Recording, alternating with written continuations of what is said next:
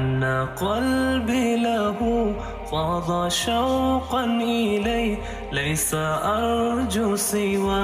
کوئی ایک فرد ایسا نہیں جو مجھے سلام کہے اور میں اس کا جواب نہ دوں. اب آقا علیہ السلام کی سماعت کی شان دیکھیے، آقا کا ریسیپشن دیکھیے اور آقا علیہ السلام کا رسپانس دیکھیے، اور آقا علیہ السلام کا اپنا نبوی اور مصطفی نظام کمیونیکیشن کا دیکھیے. یعنی کروڑوں لوگ ایک وقت میں سلام پڑھ رہے ہیں اور کروڑوں کا سن رہے اور کروڑوں کو جواب دے رہے ہیں اسی لمحے. یہ نہیں کہ 1 گھنٹے کے بعد جواب آ رہا ہے، 2 گھنٹے کے بعد، یا آج کے سلام کا نیکسٹ 24 آورز کے بعد آ رہا ہے، ویٹنگ لسٹ ہے جواب کی. نہیں، اسی لمحے جواب آتا ہے.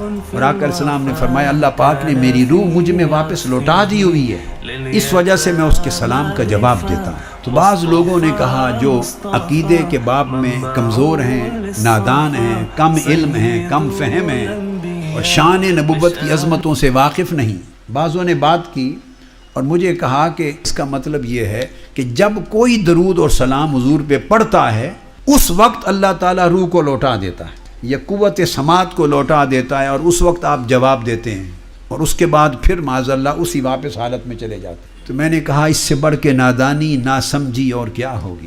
ہر لمحہ روح کو ڈالنا اور روح کو نکالنا یہ مولا کی اپنے محبوب کے ساتھ شفقت ہے معاذ اللہ، یہ اذیت ہے. ہر لمحہ روح کو نکالے اور روح کو ڈالے، یہ عظمت کی بات ہے ایک. اور دوسرا میں نے کہا کہ کوئی ایسا لمحہ بھی ہے جب حضور پہ درود و سلام نہیں پڑھا جاتا تاکہ اس لمحے روح جسم اطہر میں موجود نہ ہو. جب پڑھا جائے تو موجود ہوتی ہے، یہ تو طے ہو گیا، اور جب نہ پڑھا جائے تو نہ ہو. تو کوئی لمحہ ایسا بھی ہے قیامت تک کہ جس لمحے آقا پہ درود و سلام نہ پڑھا جا رہا. یہ تو انسانوں کی بات ہے. میں نے اسے بتایا اللہ کے بندے آپ عالم بشریت کی بات کو ایک طرف کر دیں، وہ جو 70,000 ملائکہ آتے ہیں صبح اور شام تک درود پڑھتے ہیں حضور پر، سلام بھیجتے ہیں، اور 70,000 ملائکہ کا اگلا دستہ آ کے چارج لیتا ہے، وہ جاتے ہیں اور پھر 70,000 ملائکہ صبح تک پڑھتے ہیں. تو 24 آورز کا سائیکل 1,40,000 ملائکہ ہر روز پڑھتے ہیں. وہ تو 1 سیکنڈ کا فرق نہیں آتا. تو ان کے سلام کا بھی آقا جواب دیتے ہیں. فرمایا ما من احد، کوئی ایک فرد انسان ہو یا ملک ہو یا بشر ہو یا جن ہو جو بھی مجھ پہ درود و سلام بھیجتا ہے میں جواب دیتا ہوں.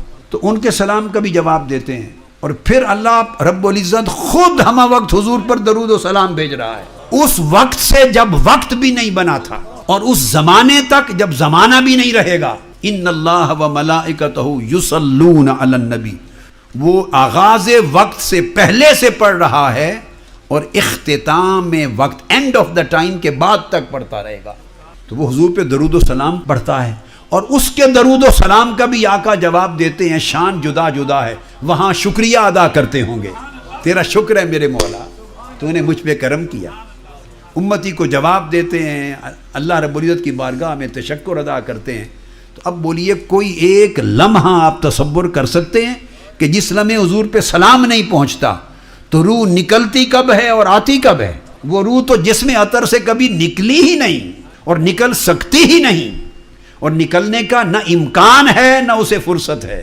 اور پھر روح جسم پاک سے نکل کر آقا علیہ السلام کے جسم اقدس سے نکل کر جائے کہاں؟ بعض لوگ کہتے ہیں وفات پا گئے اب قبر میں ہیں، معاذ اللہ کسی بدبخت نے کہہ دیا مٹی میں مل گئے، خاک میں مل گئے، مردہ ہو گئے، ہماری طرح ہو گئے، اب کچھ نہیں. لا حول ولا قوت الا باللہ. اس سے بڑھ کر گمراہی، ضلالت اور بدبختی کیا ہوگی کہ اللہ رب العزت کا وعدہ ہے وَلَلْآخِرَةُ خَيْرٌ لَكَ مِنَ الْأُولَىٰ. میرے حبیب صلی اللہ علیہ وسلم آپ کی ہر بات کی گھڑی، ہر بعد میں آنے والی گھڑی اور لمحہ پہلے لمحہ سے بہتر ہوگا.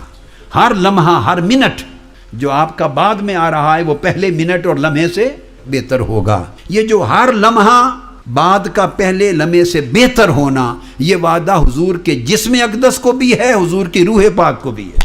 جب فرمایا وَلَلْآخِرَةُ خَيْرٌ لَكَ، آپ کے لیے، تو آپ حضور کی ذات تو دونوں چیزوں کا مجموعہ ہے نا، جسم کا بھی اور روح کا بھی.